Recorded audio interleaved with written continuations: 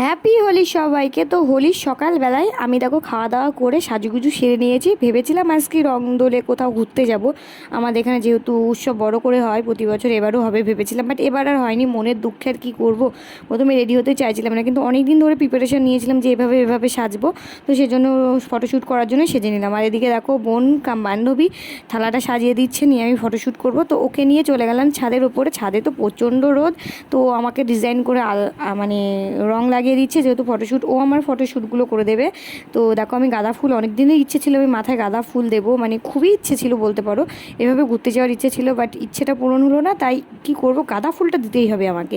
তার জন্য ভালো করে খোপায় দিয়েছি, হাতেও দিয়েছি। আর আমাকে কেমন লাগছে অবশ্যই কমেন্ট করে জানাবে। এইভাবে সেজে প্রথমে ভালো লাগছিল না, তবুও জোর করে একতরফা সাজলাম। আর দেখো বোন আমাকে সুন্দর করে ইয়েটা দিয়ে দিচ্ছে, রঙগুলো আমি বারবার দেখিয়ে দিচ্ছিলাম। তো দেখো আমার অবস্থা কী সুন্দর সেজেছিলাম, আর আমার কি অবস্থা করে দিয়েছে আমার বোনেরা। ওরা যে এই রং নিয়ে এসছে পটল রং, সেটা আমি জানতাম না। আমার মুখে একেবারে 12টা বাজিয়ে ছেড়ে দিয়েছে।